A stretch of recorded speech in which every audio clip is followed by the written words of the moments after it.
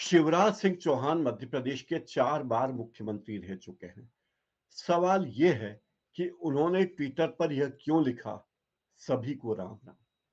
सवाल ये भी है कि शिवराज सिंह चौहान ने श्योपुर की सभा में ऐसा क्यों कहा, हार नहीं मानूंगा, रार नहीं ठानूंगा। सवाल ये भी है कि जब मध्य प्रदेश विधानसभा चुनाव के नतीजे आए और मध्य प्रदेश में बीजेपी को 230 में से 163 सीटें मिली, तो उन्होंने उसकी जीत का पूरा क्रेडिट प्रधानमंत्री नरेंद्र मोदी को क्यों नहीं दिया। उन्होंने ये क्यों कहा कि जीत का सेहरा मोदी जी के नेतृत्व और विजन को है और साथ ही लाडली बहनों को भी। सवाल ये भी है कि शिवराज सिंह ऐसा क्यों कहते हैं कि सबसे बड़ा पद तो मामा और भैया का है।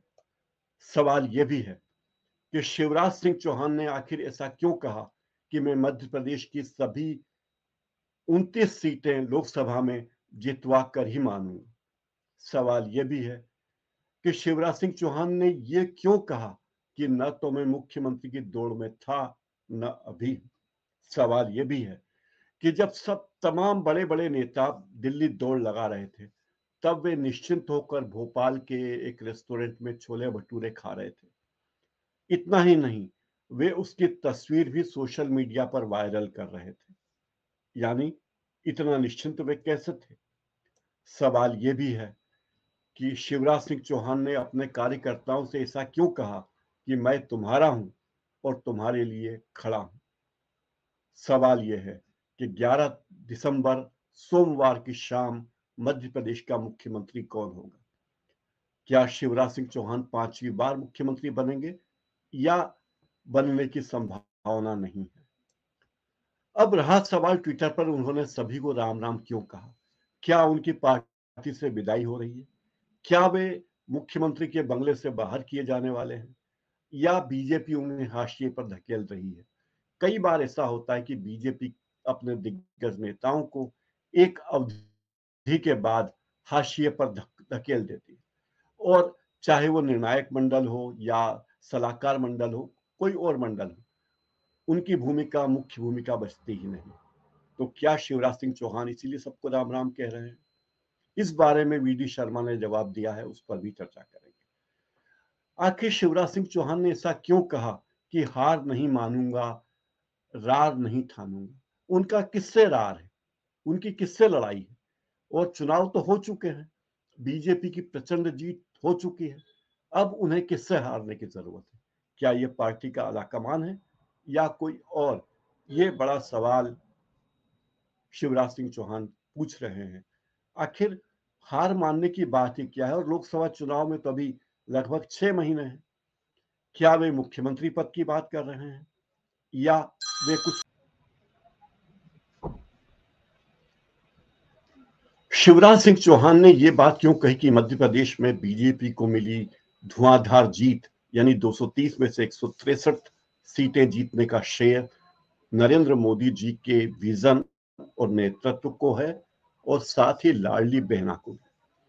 इसके बाद वे हाल ही में चंबल संभाग में गए, श्योपुर में, तो उन्होंने लाडली बहनों का सम्मान किया और कहा कि लाडली बहनों के कारण ही मध्य प्रदेश में बीजेपी को इतनी ज्यादा सीटें आई हैं। मैं उन बहनों को सलाम करता हूं, उन कार्यकर्ताओं की मेहनत को भी सलाम करता हूं। ये ऐतिहासिक जीत कार्यकर्ताओं की जीत है और लाडली बहनों की जीत है।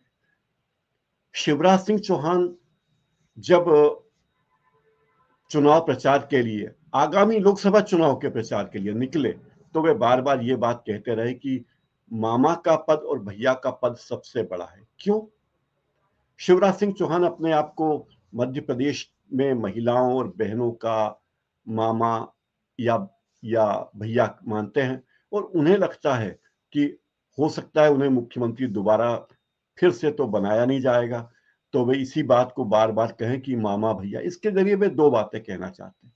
वे ये बातें भी कहना चाहते हैं कि मध्य प्रदेश में महिलाओं का वोट 22% स्विंग हुआ है और ये 22% वोट स्विंग होने की वजह से ही बीजेपी को मिले कुल वोटों में 8% से भी ज्यादा का इजाफा हुआ।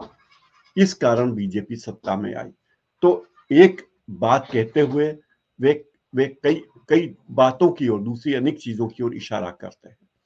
वे बार बार ये बात क्यों कहते हैं कि मैं मध्य प्रदेश में 29 लोकसभा की सभी सीटें जितवा कर रहूंगा।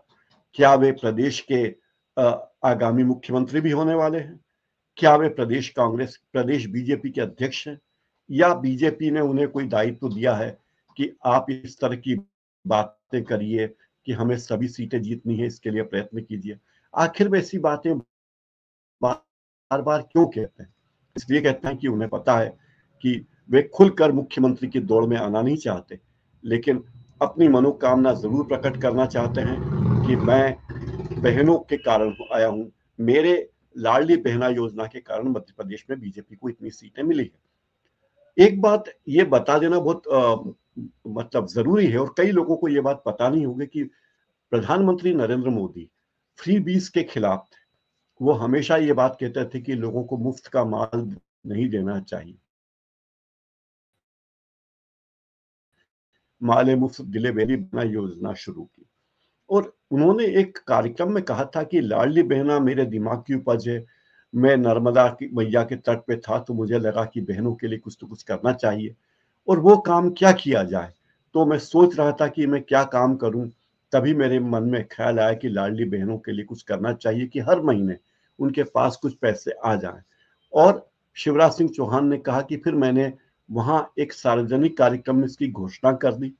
जब मीडिया में इसकी खबर आई और कई वरिष्ठ आईएएस अधिकारियों को यह पता चला कि मुख्यमंत्री ने इस तरह की कोई घोषणा की है, तो चीफ सेक्रेटरी ने उन्हें फोन करके कहा कि आपने ये क्या घोषणा कर दी, हमारे पास इतना पैसा तो है ही नहीं।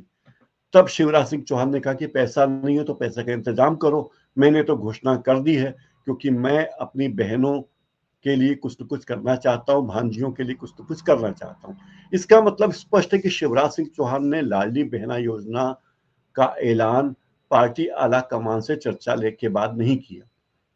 उन्हें लगता था कि शायद इस तरह की योजना होगी तो चुनाव में पार्टी की जीत लगभग तय होगी, तो वे हर बार यही बात कहते रहे। एक बात और, शिवराज सिंह चौहान बार बार ये बात कहते हैं कि न तो मैं कभी मुख्यमंत्री की दौड़ में था, न मैं अभी हूं। इसका मतलब यह है कि शिवराज सिंह चौहान ये कहना चाहते हैं कि मैं मुख्यमंत्री बनने के लिए मरा नहीं जा रहा हूं, और मैं पार्टी अगर मुझे फिर से मौका दे दे तो दे दे, लेकिन मैं इसके लिए लड़ूंगा नहीं, मरूंगा नहीं। उन्होंने ये बात भी कही कि पहले जब वे पहली बार मुख्यमंत्री बने थे तब वे दिल्ली में थे, सांसद थे, और दोपहर के वक्त जब अपने घर में सो रहे थे तब उन्हें टीवी के जरिए खबर मिली कि शिवराज सिंह चौहान को मध्य प्रदेश में बीजेपी ने मुख्यमंत्री के लिए चुना है। आला कमान के इस फैसले की खबर जब पड़ोस में रहने वाले नड्डा जी को लगी तो वे शिवराज सिंह के घर पहुंचे, उन्हें उठाया और बताया कि भाई आप सीएम बन गए, उठिए और भोपाल जाइए। यानी शिवराज सिंह चौहान ये इशारा करना चाहते हैं कि मैं कोई मुख्यमंत्री पद के लिए मरा नहीं जा रहा हूं, लेकिन वे जो कर रहे हैं, वे जो कहते हैं वो अलग है, और जो करते हैं उसका कुछ और मायने हैं। जब मध्य प्रदेश में विधानसभा चुनाव के नतीजे आए तो शिवराज सिंह चौहान भोपाल एक रेस्टोरेंट में, मनोहर डेयरी नाम के रेस्टोरेंट में, अपने परिवार, दोनों बेटों और पत्नी के साथ छोले भटूरे खाने गए। यहां तक तो ठीक था, उन्होंने उसकी फोटोग्राफी करवाई, और उनके पीआर डिपार्टमेंट ने उन सब चीजों के लिए प्रचारित भी किया कि आखिर शिवराज सिंह चौहान देखिए कितने निश्चिंत है, उनमें कोई इस तरह का दबाव देखा नहीं गया कि वो मुख्यमंत्री वापस बनना चाहते हैं, सपने कर रहे हैं। बात है, शिवराज सिंह चौहान बार बार अपने कार्यकर्ताओं से कहते हैं कि तुम्हारा हूं और तुम्हारे लिए खड़ा हूं। इसका मतलब यह है कि वे अपने विधायकों को यह इशारा करना चाहते हैं कि अगर मैं मुख्यमंत्री फिर से बना तो तुम्हारा ज्यादा ख्याल रखूंगा। ये बात बताना जरूरी है कि मध्य प्रदेश चुनाव में सबसे ज्यादा टिकट बीजेपी ने शिवराज सिंह चौहान के कहने पर दिए, और उनमें से अधिकांश लोग विजयी भी हुए हैं। अगर मध्य प्रदेश बीजेपी में विधायकों को कहा जाए कि आप अपने नेता को चुनिए, आप स्वतंत्र हैं, तो सबसे ज्यादा विधायक शिवराज सिंह चौहान को ही मुख्यमंत्री बनवाना पसंद करेंगे। तो इस तरह शिवराज सिंह चौहान बहुत कुछ नहीं कहकर भी बहुत कुछ कहने जा रहे हैं। अभी वे लोकसभा की तैयारियों में जुट गए हैं। इसके पहले वो तरह तरह की बातें करते रहे हैं। वे सब जानते हैं कि बीजेपी में परंपरा है कि जैसे कोई नेता पुराना हो जाता है तो पार्टी उसे एक तरफ धकेल देती है। तो क्या शिवराज सिंह चौहान के इस तमाम रुख को, उनकी गतिविधियों को बीजेपी का आला कमान ऑब्जर्व नहीं कर रहा होगा? बिल्कुल कर रहा होगा। लेकिन शिवराज सिंह चौहान जो भी बयान देते हैं सोच समझ कर देते हैं। 5 दिसंबर को उन्होंने कहा कि मैं मुख्यमंत्री के दौड़ में नहीं हूं, छिंदवाड़ा जा रहा हूं। फिर छिंदवाड़ा में वो लाडली बहना योजना में शामिल हुए 6 दिसंबर को। 7 दिसंबर को वे फिर श्योपुर में लाडली बहना योजना के सम्मेलन में गए। 8 दिसंबर को वे राघोगढ़ के रोड शो में गए और उन्होंने कहा कि वे उन सभी सीटों पर जहां बीजेपी नहीं जीती है, विधानसभा की सभी सीटों पर 67 सीटें हैं, वहां मैं जा रहा हूं और मेरी कोशिश होगी कि अगले चुनाव में सभी सीटें बीजेपी को मिले। शिवराज सिंह चौहान बार बार ये बात कहते हैं कि मैं पार्टी का अनुशासित कार्यकर्ता हूं और पार्टी की मंशा के अनुसार ही काम करूंगा। पार्टी जो जिम्मेदारी देगी वो करूंगा। अब एक नजर देखते हैं कि आखिर शिवराज सिंह चौहान अगर मुख्यमंत्री नहीं बने तो किन किन लोगों की नाम की चर्चा है। अभी मुख्यमंत्री के दौर में सबसे पहला नाम जो आ रहा है वो प्रहलाद सिंह पटेल का आ रहा है, क्योंकि वे लोधी हैं और लोधी वोटों ने इस चुनाव में बीजेपी का बहुत साथ दिया है। जाति समीकरण उनके साथ है, यानी वे भी ओबीसी हैं। मध्य प्रदेश में 3 मुख्यमंत्री लगातार ओबीसी हुए हैं। अगर प्रहलाद पटेल फिर सीएम बनते हैं, इस बार सीएम बनते हैं, तो मध्य प्रदेश में फिर चौथी बार कोई ओबीसी सीएम बनेगा। उमा भारती ओबीसी हैं, बाबूलाल गौर मुख्यमंत्री थे, वो ओबीसी हैं, शिवराज सिंह चौहान खुद ओबीसी हैं और प्रहलाद पटेल ओबीसी होंगे। नरेंद्र सिंह तोमर के मुख्यमंत्री बनने की बात भी होती है, लेकिन ये कहा जाता है कि वो किसी तरह हारते हारते जीते हैं, बड़े प्रयत्नों के बाद जीते हैं। जनता पर उनका प्रभाव इतना नहीं है, इसलिए शायद वे मुख्यमंत्री ना बने। वी.डी. शर्मा जो मध्य प्रदेश बीजेपी के अध्यक्ष हैं, लेकिन वे खुद कह चुके हैं कि मैं चुनाव की दौड़ में नहीं हूं, मुख्यमंत्री पद की दौड़ में नहीं हूं। तोमर जी के बारे में एक बात है कि मध्य प्रदेश में जो चुनाव हुआ है वो तोमर जी के संयोजन में हुआ है, लेकिन सबसे ज्यादा सभाएं शिवराज सिंह चौहान ने ली हैं, जो 165 के करीब थी।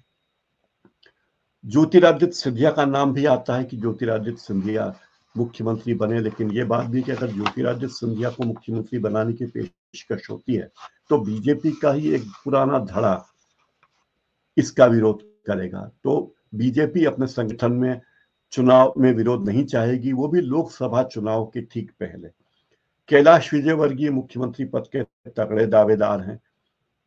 वे चुनाव प्रचार में कहते भी रहे हैं कि मैं कोई विधायक बनने के लिए जहां नहीं चुनाव लड़ रहा हूं, मुझे पार्टी बड़ी जिम्मेदारी देगी। तो पार्टी बड़ी जिम्मेदारी देगी, क्या होगी ये कहा नहीं जा सकता, लेकिन उनके साथ भी बहुत सी बातें हैं। ये कहा जाता है कि वे अपनी बातों में कई बार ऐसी बातें कह देते हैं जो पार्टी के नेताओं को रास नहीं आती।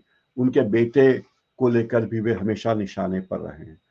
शिवराज सिंह चौहान के साथ पार्टी में कोई बहुत लंबे विवाद नहीं, सबसे ज्यादा विधायक भी उन्हीं के शिष्य हैं। दूसरी बात यह कि उन्होंने लोकसभा चुनाव में 29 की 29 सीटें जिताने का निश्चय किया हुआ, ऐसा शिवराज कहते हैं। और हो सकता है लोकसभा चुनाव के पहले बीजेपी का आला कमान यानी नरेंद्र मोदी, अमित शाह और जेपी नड्डा कोई रिस्क लेना नहीं चाहे। मध्य प्रदेश में बीजेपी को जो भारी जीत मिली उसकी बहुत कुछ मेहनत शिवराज सिंह चौहान ने की थी और उसका श्रेय उन्हीं को जाता है। और सबसे प्रमुख बात यह कि शिवराज सिंह भी ओबीसी कोटे के तहत ही आते हैं। तो बहुत सारी चीजें हैं। अब सोमवार को फैसला हो जाएगा कि मध्य प्रदेश का मुख्यमंत्री कौन बनेगा। लोग कहते हैं आला कमान तय कर चुका है कि कौन मुख्यमंत्री बनेगा, लेकिन उसके पहले आला कमान एक विधायकों में रायशुमारी करना चाहता है ताकि वो अपने फैसले के बारे में मुतमईन हो सके। तो इंतजार है 11 दिसंबर सोमवार का, और देखते हैं मध्य प्रदेश का नया मुख्यमंत्री कौन बनता है। अगर आपने मेरा ये चैनल सब्सक्राइब नहीं किया है तो सब्सक्राइब कर लीजिए, चैनल को लाइक भी कीजिए और बेल आइकन जरूर दबा दीजिए ताकि मेरे आने वाले कार्यक्रमों की सूचना आपको मिलती रह सके। बहुत बहुत धन्यवाद।